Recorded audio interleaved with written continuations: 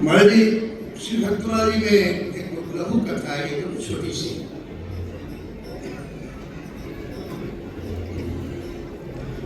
संस्कार प्रारंभ से ही पढ़ते हैं और उन संस्कारों की ये नियम होती है कि न जाने कितने लोग उन संस्कारों में ढल जाते हैं, डूब जाते हैं।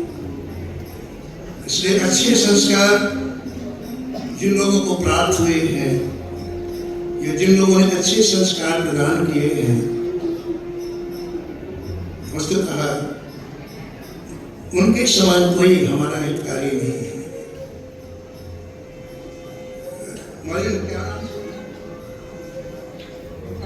जीवन में इसलिए नामामृत नहीं पिया, कथामृत नहीं पिया तो क्या पिया, क्या है? धीरे धीरे मैंने इतनी गहराई में कथा उतर गई। कथा तो हम लोग भी सुनते हैं, लेकिन इतनी गहराई में उतर गई, कथा के दृश्य से दिखाई पड़ते हैं, कानों में शब्द जाते हैं और आगे दिखाई पड़ते हैं। एक दिन वो बीमार पड़ी, 108 डिग्री बुखार उसे आई, लेकिन उसको बुखार का दुख नहीं। आज मुझे कथा सुनने को नहीं मिलेगी, किसका कष्ट था? जब बेचैनी बढ़ गई कि कथा नहीं मिलेगी, कथा नहीं मिलेगी, तो उसका एक बालक 5 वर्ष का खेलते खेलते आया, बेटा इधर आना। हाँ देखो मंदिर में कथा होने वाली है, आधा घंटे के बाद जा कथा सुन के आना, तुझे 5 लड्डू बड़े बड़े दूंगी। लड्डू अभी जा, लेकिन कथा सुनते फिर मेरे को सुनाना है। बोले वो छोटा सा 5 वर्ष का बालक व्यासी कथा करे तो वहां जाके बैठ गया। उसको लड्डू का नाम था, कथा में एक मिस्टेक लड्डू ही थे। तो बड़ी तत्परता से लोग कथा सुन रहा है। कथा पूरी हुई और कथा पूरी होने के बाद वापस आया माँ के पास, बेटा कथा सुना? सुना। 5 वर्ष का बालक पूरी ताकत लगाई मैंने जी, तो उसे 2 शब्द या 3 शब्द याद है। बच्चे पूरी ताकत लगाई।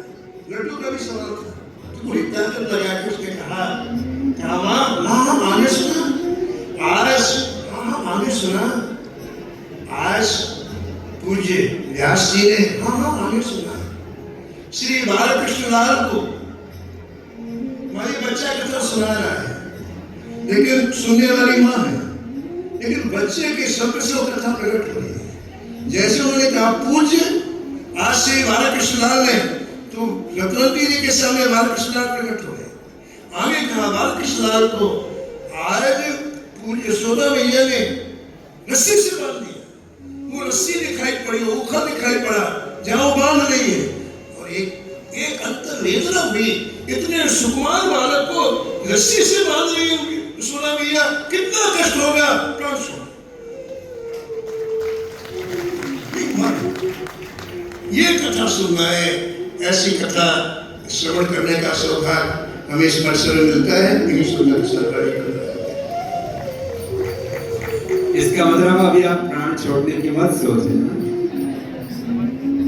तो इसका तात्पर्य यह है कि इतनी तन्मयता से सुने कि उसमें एकाग्र चित्त होकर के निर्विचार निर्विकार होकर के इतने खो जाए। तात्पर्य यह है की कथा का कि जब हम सत्संग में हो, गुरु शरणागति में हो, तो संसार के किसी विषय में हमारी गति ना हो, विरति हो करके संतों का, महापुरुषों का एक एक शब्द शब्द ब्रह्म मान करके और भगवान के गुरु के चरणों में पूर्ण हमारी गति हो जाए।